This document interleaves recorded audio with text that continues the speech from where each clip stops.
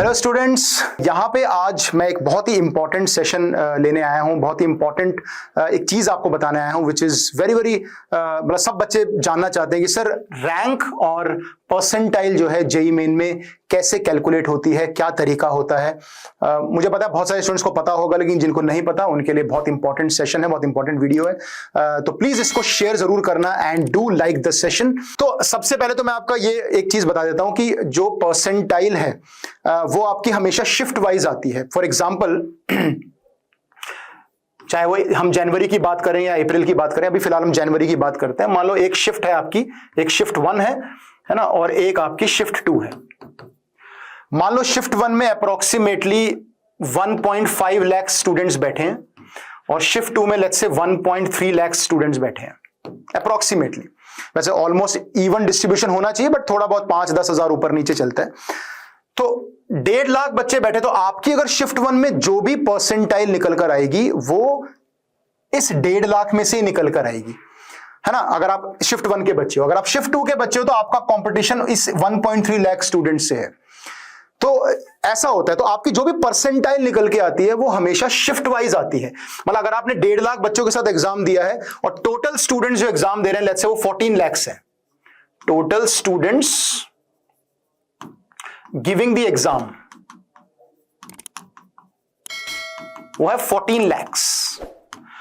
तो अगर 1.5 लाख बच्चों के साथ आपका कंपटीशन है तो बाकी 12.5 लाख से आपका कोई लेना देना नहीं है कि उनकी शिफ्ट में कैसा पेपर आया, उन्होंने कैसा परफॉर्म करा, कोई लेना देना नहीं। आपका कंपटीशन सिर्फ 1.5 लाख बच्चों से है। तो यही एक परसेंटाइल के अंदर एक फ्लॉ है, एक गड़बड़ है कि आप तैयारी इतनी मेहनत करते हो और आपकी जो परसेंटाइल है वो डिपेंड करती है कि बाकी बच्चों ने कैसा परफॉर्म करा, है ना। क्योंकि अगर बाकी स्टूडेंट्स बहुत अच्छे होंगे, पेपर का लेवल चलो जैसा भी है, लेकिन students are better prepared than you, है ना, बहुत सारे मतलब 1.5 लाख के बच्चे हैं और आपसे बेटर प्रिपेयर हैं, तो आपकी परसेंटाइल ऑब्वियसली नीचे हो जाएगी। लेकिन वहीं अगर आप ऐसी शिफ्ट में एग्जाम देते हो जहां पे students are let's say averagely prepared, बहुत अच्छे स्टूडेंट्स तैयारी करके नहीं आए हैं और आप उसमें स्टैंड आउट कर जाते हो और आपकी परसेंटाइल अच्छी बन जाती है, तो यहां पे ये चीजें मैटर कर जाती हैं। तो ये गड़बड़ हो जाती है परसेंटाइल में, है ना। इसलिए हम हमेशा बोलते हैं कि थोड़ा एडवांस पे ज्यादा फोकस करो, एडवांस को भी साथ साथ लेके चलो।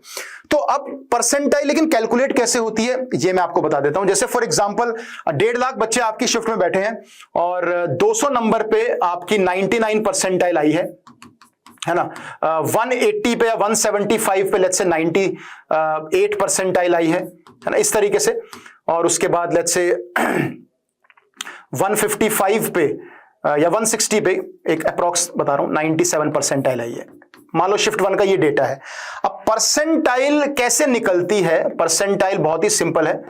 टोटल स्टूडेंट्स, मतलब परसेंटाइल का मतलब है 99 परसेंटाइल का मतलब है 1% बच्चे आपसे आगे हैं, 99% बच्चे आपसे पीछे हैं। सर मतलब क्या हुआ? मतलब ये हुआ कि 1.5 लाख बच्चे अगर आपकी शिफ्ट में बैठे हैं और आपकी अगर 99 परसेंटाइल है, इसका मतलब उसका 1% बच्चा यानी कि 1500 बच्चे आपसे ऊपर हैं और बाकी के जो बच्चे बच गए आपके, है ना, वो आपसे नीचे हो गए। ठीक है, तो 1500 बच्चे आपसे ऊपर, मतलब आपकी जो रैंक होगी अपनी शिफ्ट में वो 1500 आ जाएगी। तो टोटल में से वो वाले बच्चे आप माइनस कर दो विच आर अबव यू, है ना, द स्टूडेंट्स अबव यू, है ना, अपॉन टोटल इंटू 100। ठीक है, कितने बच्चे आपसे ऊपर हैं उस हिसाब से आपका जो है यहां पे आंसर आ जाएगा, मतलब परसेंटाइल निकल जाएगी। ठीक है ना।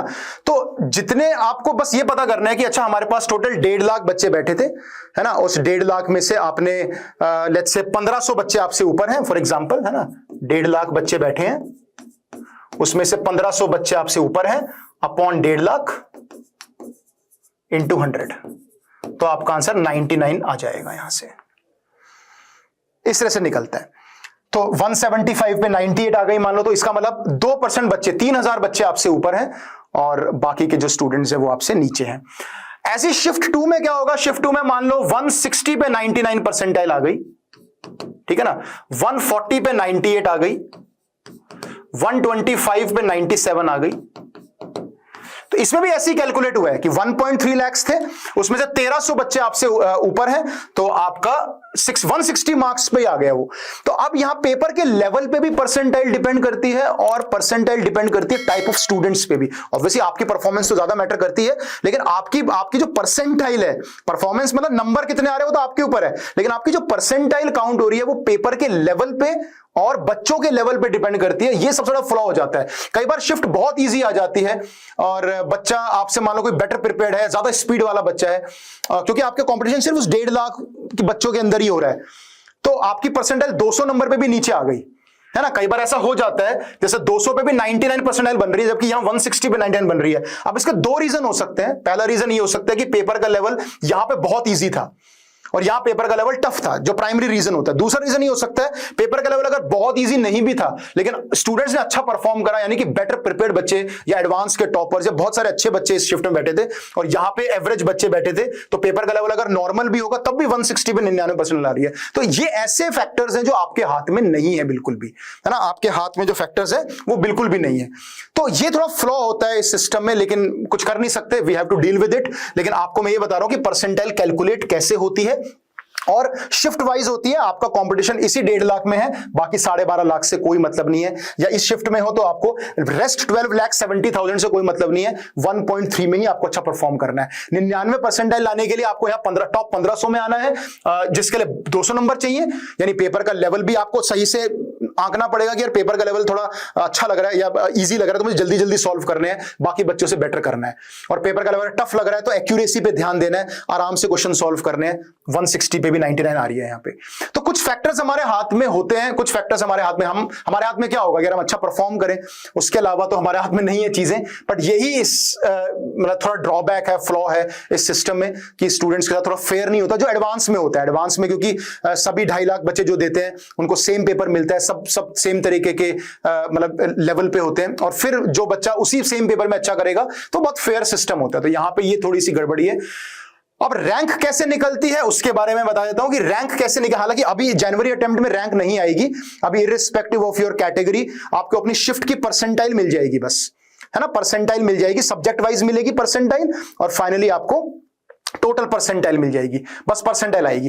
जब अप्रैल अटेम्प्ट आप दोगे तो उसमें भी आपको सब्जेक्ट वाइज परसेंटाइल मिलेगी और टोटल परसेंटाइल मिलेगी। अब ये लोग क्या करेंगे, जनवरी अप्रैल, जब अप्रैल में आपका रिजल्ट आएगा, कैसे आएगा वो रिजल्ट, है ना, तो जनवरी और अप्रैल की जो टोटल परसेंटाइल है उसमें से बेस्ट ऑफ परसेंटाइल ले लेंगे, है ना। मान लो आपको जनवरी में परसेंटाइल मिली 99 और अप्रैल में आपको परसेंटाइल मिली 99.4, तो आपकी जो फाइनल परसेंटाइल हो जाएगी वो 99.4 हो जाएगी।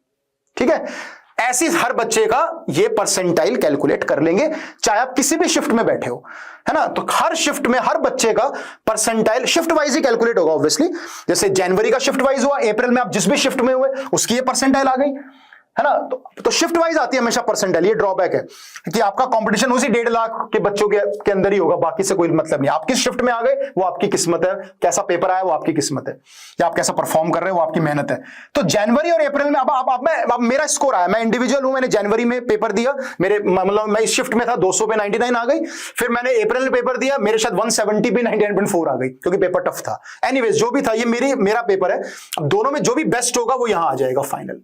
तो ऐसे मेरी तरह हर बच्चे का निकल जाएगा। अब तुम किसी भी शिफ्ट में हो, है ना, तो बच्चा नंबर 1 कोई है, बच्चा उसकी जैसे मैं हूं 99.4 आ गई, है ना। कोई और बच्चा है जिसकी बेस्ट ऑफ 2 99.6 आ गई, जैसे भी आ गई, ठीक है, किसी की 98 आ गई, 97 आ गई, परसेंटाइल निकल आई।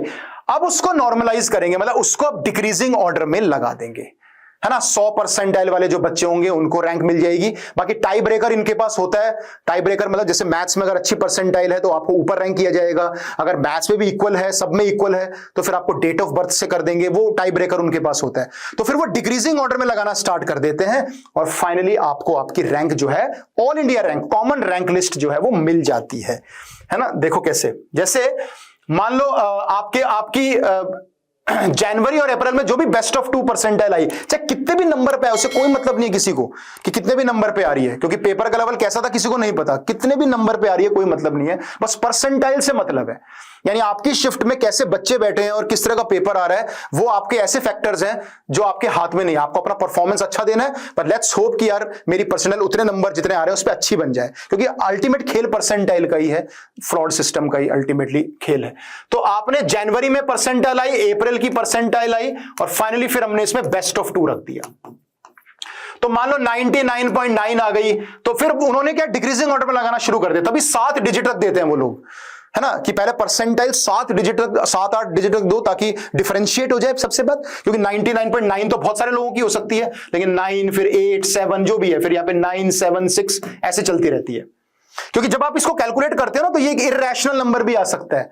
तो जब इर्रेशनल नंबर, क्योंकि ये नंबर भी ऐसा ही होता है 1,43,827, और यहां भी कुछ मतलब, तो जब पी बाई क्यू आएगा वो थोड़ा इर्रेशनल आता है, non repeating non terminating type आ सकता है। तो वो 7-8 डिजिट तक निकाल देते हैं ताकि यही डिफरेंशिएट हो जाए कौन सा रैंक ऊपर है। तो इसको रैंक मिलेगी, इसकी मान लो इसकी रैंक आ रही है 1500, एक एग्जाम्पल दे रहा हूं, है ना, तो फिर इसकी रैंक आ जाएगी 1501। ऐसे अगर बिल्कुल एग्जैक्ट नंबर है, एग्जैक्ट परसेंटाइल है, तो फिर डेट ऑफ बर्थ से वो कर लेते हैं, है ना। अगर मैथ्स में भी सेम है, फिजिक्स में भी सेम है, केमिस्ट्री में भी सेम है, तो फिर डेट ऑफ बर्थ से कर देते हैं। तो ऐसे फिर डिक्रीजिंग ऑर्डर में आपको रैंक मिलनी स्टार्ट हो जाएगी। टाई ब्रेकर्स इनके पास होते हैं बेटा, है ना, क्योंकि नंबर भले ही सेम है ना, परसेंटाइल भले ऑलमोस्ट सिमिलर है, लेकिन मैथ्स में परसेंटाइल किसी की ज्यादा हो सकती है, किसी की कम हो सकती है। तो मैथ्स में ज्यादा होगी तो ऊपर रैंक आएगा। अगर परसेंटाइल एग्जैक्टली सेम है, नंबर एग्जैक्टली सेम है, तो जिनका रैंक, जिसका मैथ्स में ज्यादा होगी उसको ऊपर दिया जाएगा। अगर सब कुछ ही बराबर है, तीनों एग्जैक्ट सेम आ रहे हैं, तो डेट ऑफ बर्थ से कर देते हैं, ठीक है। अगर वो भी बराबर है तो फिर इतना मुझे भी नहीं पता, है ना, कि क्या करेंगे, फिर सेम रैंक दे सकते हैं।